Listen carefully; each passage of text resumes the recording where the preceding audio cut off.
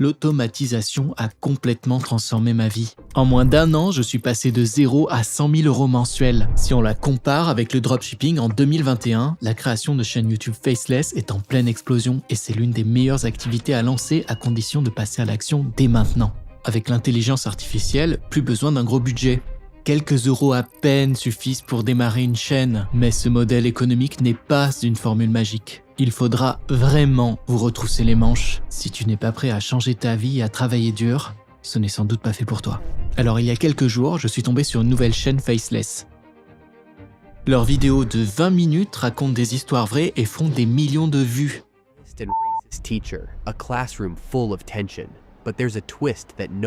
Quand une si petite chaîne fait autant de vues, c'est très prometteur. Ça veut dire que YouTube pousse leurs vidéos vers un nouveau public. Cette chaîne a été créée en août dernier et ils ont déjà plus de 30 000 abonnés et 4 millions de vues. Mais ce n'est pas tout. Environ 48% de leur audience vient des États-Unis, ce qui veut dire que leur RPM est excellent. Pour faire simple, le RPM, c'est ce que tu touches pour 1000 vues. Et quand ton audience vient de pays développés, comme les États-Unis par exemple, ce chiffre grimpe en flèche. J'ai enquêté sur leurs revenus et ces derniers mois, ils ont généré environ 50 000 $ rien qu'avec la pub. En quelques mois à peine, ils ont monté une activité à 5 chiffres. Et le meilleur, c'est que très peu de gens s'y sont mis pour l'instant. Il y a donc encore plein d'opportunités. J'ai étudié leur stratégie et comment ils créent leurs vidéos. Et c'est super simple à reproduire quand tu connais les bons outils. Voilà ce que j'ai fait en 20 minutes environ.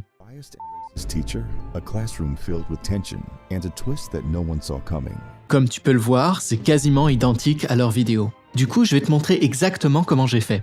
Dans cette vidéo, je vais précisément te montrer la strat pour reproduire leurs vidéos et faire une activité à plusieurs centaines de milliers d'euros. Ça fait un bon moment que je suis dans le game et je sais comment monétiser ce type de chaîne. J'ai remarqué qu'ils passent à côté de milliers de dollars par mois en oubliant cette chose primordiale. Après t'avoir montré comment reproduire ces vidéos, je te dévoilerai cette stratégie de monétisation qu'ils ont loupée. Comme ça, tu pourras la mettre en place avant eux. La plupart des gourous vont essayer de t'arnaquer en te disant qu'il faut une formation pour y arriver. Mais franchement, c'est n'importe quoi. J'ai concocté une stratégie qu'on va voir ensemble. Et comme toujours, c'est 100% gratuit. C'est parti.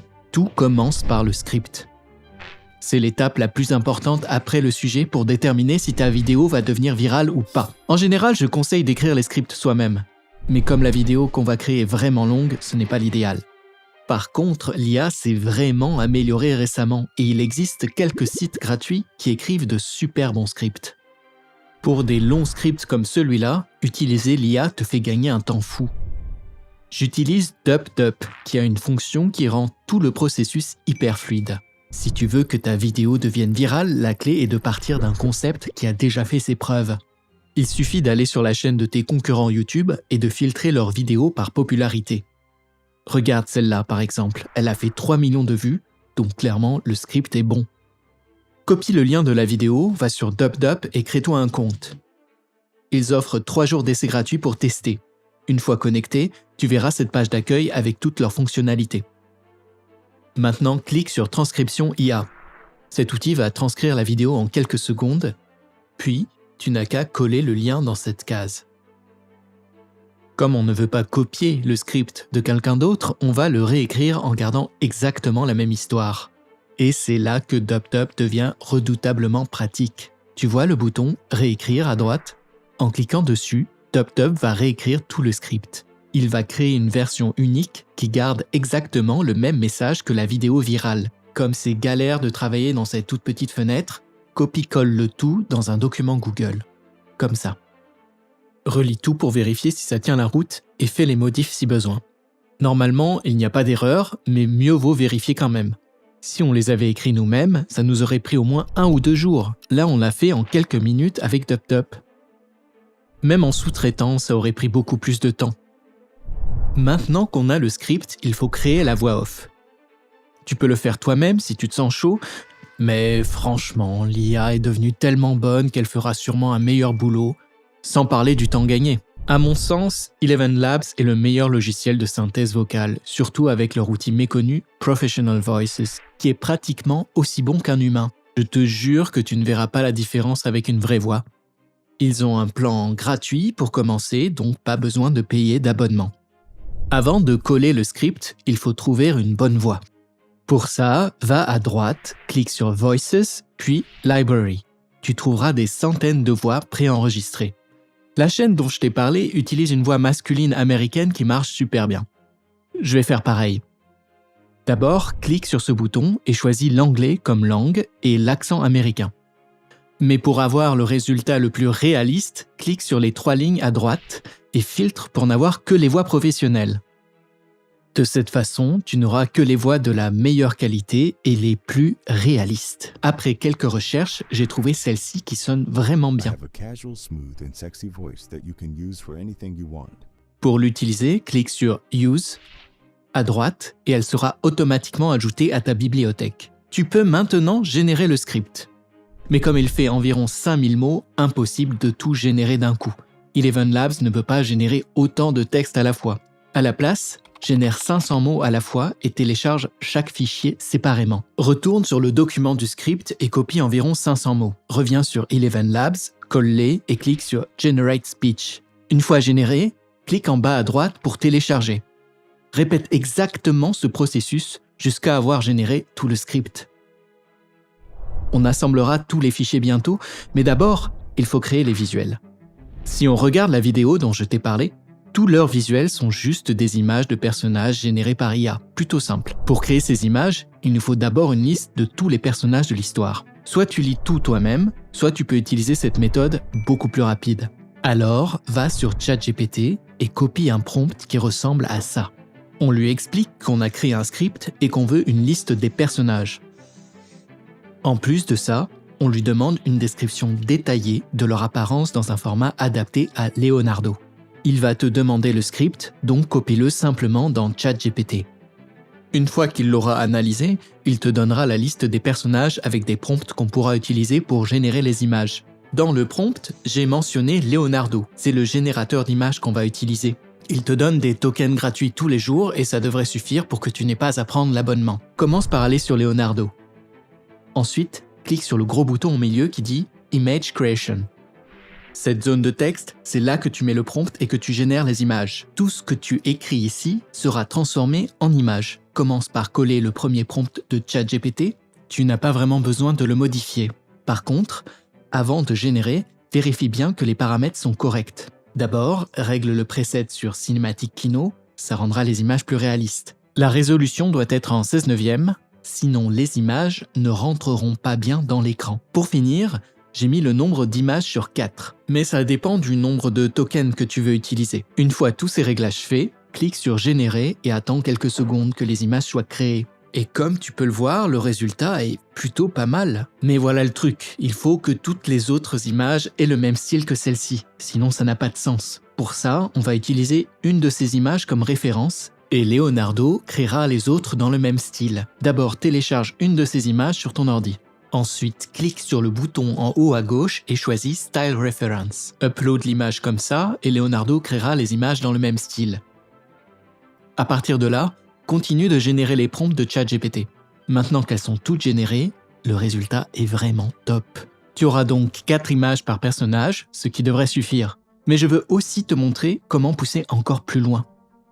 Imaginons que tu veuilles créer une image d'un personnage dans une situation précise. Par exemple, la jeune fille en colère. C'est possible. Clique encore sur cette image en haut à gauche, mais cette fois choisis Character Reference. Upload une image de ton personnage, et tu pourras créer n'importe quelle version que tu souhaites. Prenons l'exemple dont je viens de parler. Je vais écrire un truc du genre « La fille de l'image de référence en colère dans le même décor ». Et voilà. Ça crée une image du même personnage, mais cette fois, elle est en colère. Regardons un autre exemple. Je pense que tu as compris le principe. En gros, tu peux utiliser cette fonction pour créer des images similaires pour des moments précis de la vidéo. Ça rend le visuel beaucoup plus captivant que si tu utilisais les mêmes images tout au long de la vidéo.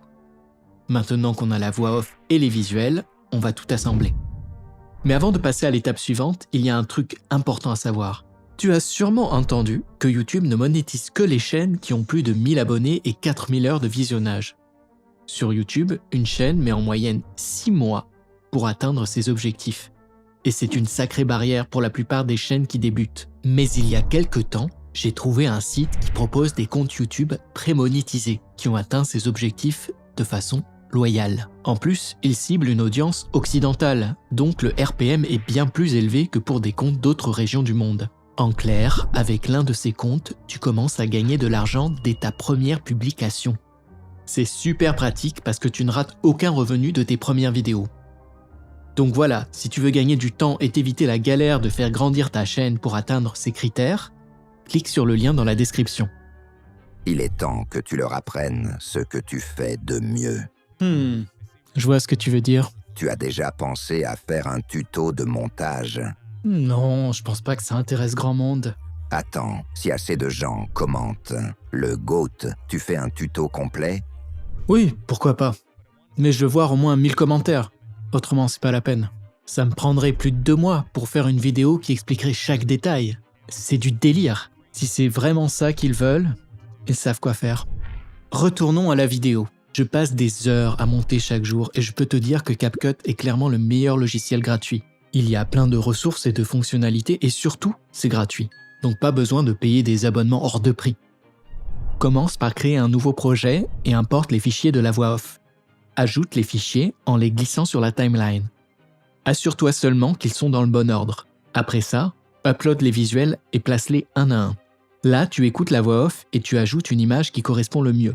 Par exemple, les premières secondes parlent du prof, donc je vais mettre une de ces images. Garde-la à l'écran tant qu'elle correspond à la voix off. Surtout, essaie de ne pas dépasser 10 à 20 secondes, surtout au début de la vidéo. Sélectionne-la et tu pourras ajuster sa durée en tirant sur les extrémités, comme ça. Mais la laisser statique, comme ça, c'est vraiment ennuyeux. Donc on va ajouter du mouvement pour la rendre un peu plus attractive. Pour ce faire, on va utiliser des keyframes. En gros, les keyframes définissent les points de départ et d'arrivée d'un mouvement. Prenons par exemple un zoom simple. Je veux ajouter un zoom lent sur ce clip pour qu'il soit toujours en mouvement.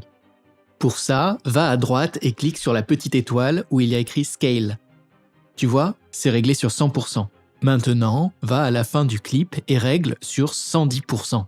C'est ce qui va créer l'effet du zoom. C'est une technique tout simple pour rendre les visuels plus dynamiques. Ensuite, répète ce processus en ajoutant des keyframes de zoom sur toutes les images une fois qu'on les aura placées. Ensuite, continue d'ajouter des visuels jusqu'à couvrir l'entièreté de la voix off. En regardant le résultat, je trouve que les transitions entre les images sont un peu brutales. Alors, on va ajouter des transitions. Si tu regardes en haut à gauche, tu as un bouton Transition, avec des centaines de transitions préfabriquées. Certaines sont un peu trop baroques, alors évite celle-là et choisis plutôt quelque chose de fluide, comme un fondu. Une de mes transitions préférées s'appelle Mix. Je vais la glisser entre les 2 premiers clips. Tu vois, ça rend le tout beaucoup plus fluide. Clique sur Apply to All et ça l'ajoutera entre tous les clips. Là, je trouve que les couleurs sont un peu froides et pas très esthétiques. Mais on peut arranger ça avec un peu d'étalonnage. Afin d'éviter d'ajuster chaque clip individuellement, on va plutôt ajouter un calque d'ajustement. Il s'agit d'un calque qu'on met par-dessus tout le reste et quand tu ajustes tes couleurs, ça affecte tout ce qui est en dessous. Pour en ajouter un, clique sur ce bouton, puis sur Custom Adjustment Layer. Étire-le pour couvrir toute la vidéo et donne-lui de la vie en ajustant la température, la teinte, la saturation et le vignettage. Voilà qui est mieux. Maintenant, on va améliorer la rétention de l'audience avec des sous-titres. Ce que je veux dire par là, c'est qu'en ajoutant du texte, comme les sous-titres d'un film, le spectateur reste plus longtemps. Beaucoup regardent même les vidéos sur les réseaux avec le son coupé ou très bas. Donc le texte leur permet de suivre la vidéo quand même. Tu peux toi-même en faire l'expérience. Fais une vidéo sans sous-titres et une autre avec des sous-titres soignés du début à la fin. Je te garantis que la durée moyenne de visionnage sera plus élevée. Pour les ajouter, clique sur Captions et choisis l'anglais comme langue. Ensuite, clique sur Générer et ça va transcrire automatiquement toute la vidéo et ajouter une piste de sous-titres. Comme tu le vois, ils sont tout pourris, alors il faut les animer. Clique sur Templates à droite et tu auras des centaines de choix. Évite les templates rapides d'un seul mot, genre Shorts. Prends plutôt quelque chose de posé. Je te conseille plutôt un modèle qui affiche plusieurs mots à la fois, comme celui-ci. Selon moi, les sous-titres multimots conviennent mieux aux histoires longues. Il suffit de cliquer dessus et ça s'applique à toute la piste.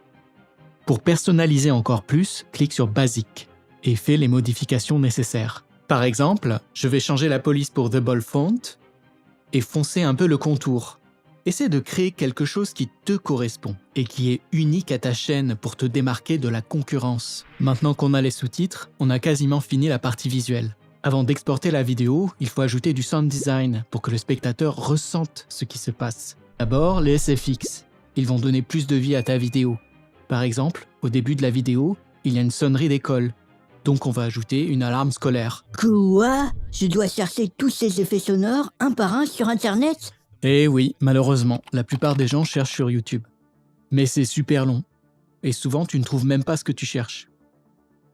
Du coup, pour te faciliter la vie, j'ai créé un dossier Google Drive avec tous les effets sonores les plus utilisés et les plus efficaces.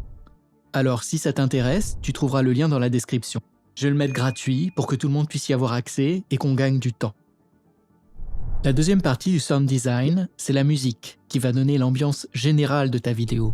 Il faut choisir une musique qui corresponde à l'émotion que tu veux faire ressentir au spectateur. Mais ce n'est pas toujours évident de choisir, alors j'utilise souvent l'IA.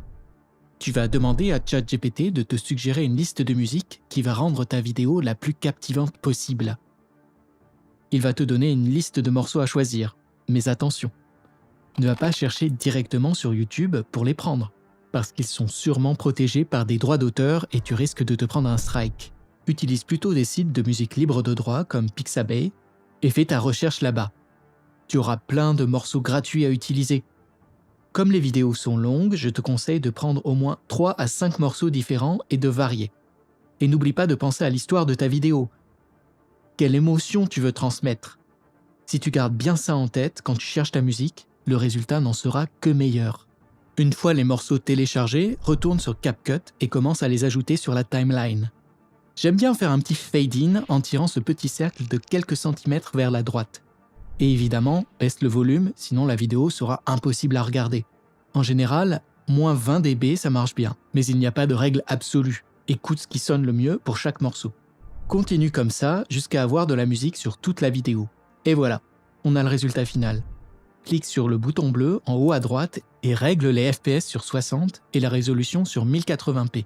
Ça donnera la meilleure qualité. Et pour finir, lance l'export. Et voilà, le plan complet de création de vidéos que cette chaîne a utilisé pour atteindre 4 millions de vues et gagner 50 000 $ en quelques mois. Mais comme je l'ai dit au début de la vidéo, il passe encore à côté de beaucoup de revenus. Voilà le truc. La plupart des gens vont comprendre que ces vidéos sont créées avec l'IA et vont se demander quels outils ont été utilisés. Alors, ce qu'il faut faire, c'est mettre le lien de tous les outils que tu as utilisés dans la bio, mais pas juste l'URL du site. Utilise des liens d'affiliation. Ce sont des liens qui te sont attribués et à chaque fois que quelqu'un achète en passant par ton lien, tu touches une commission sur la vente. C'est super simple d'obtenir ces liens d'affiliation, car toutes ces entreprises ont un programme d'affiliation. Voici comment faire. Je prends Eleven Labs par exemple. Cherche Eleven Labs et descends jusqu'au bas de page. En général, tu trouveras là un bouton du genre « Devenir affilié ». Clique dessus et tu arriveras sur leur page d'affiliation. Tu vois, tu gagnes 22% de tous les bénéfices que tu leur apportes les 12 premiers mois. Ensuite, soumets une candidature et remplis toutes ces infos. C'est surtout des questions sur où tu vas en faire la promo, ce genre de choses. Une fois accepté, tu reçois un lien qui trace toutes les ventes jusqu'à toi. Répète ce processus pour avoir des liens d'affiliation pour tous les logiciels que tu as utilisés pour créer la vidéo. Une fois que tu les as tous, écris un texte du style « Outils utilisés pour créer cette vidéo » et mets tous les liens en dessous. Il y a de grandes chances que beaucoup de gens veuillent créer des vidéos similaires et s'inscrivent à ces logiciels via ton lien. Les liens d'affiliation sont aussi un super moyen pour les spectateurs de soutenir une chaîne, et beaucoup de créateurs les utilisent. Tu peux aller sur n'importe quelle chaîne YouTube établie, tu verras que le créateur a mis ses liens dans la description. C'est un peu une façon pour les viewers de donner un retour s'ils comptent utiliser le site. Comme tu peux le constater, cette chaîne ne le fait pas encore. Donc tu seras littéralement le premier à révéler ces outils à ton audience. À partir de là, tu auras 2 sources de revenus stables, la monétisation YouTube et tes liens d'affiliation. C'est très exactement la stratégie que j'utiliserais si je devais recommencer l'automatisation de YouTube à zéro. Si comme moi tu es passionné par tout ça, rejoins ma communauté Discord gratuite. C'est un espace que j'ai créé pour les gens comme nous qui veulent discuter de comment gagner de l'argent avec ce type de business model. On est déjà plus de 20 000 membres et plein de gens réussissent avec l'automatisation YouTube. Il y a encore plein d'autres moyens de gagner de l'argent quand tu as une audience, et je serai ravi de t'aider personnellement. Alors, si tu veux discuter avec moi et avoir des conseils, envisage de rejoindre mon programme. Mais si tu veux juste traîner avec les autres, tu peux aussi nous rejoindre via le même lien. J'espère voir de nouvelles têtes. À plus!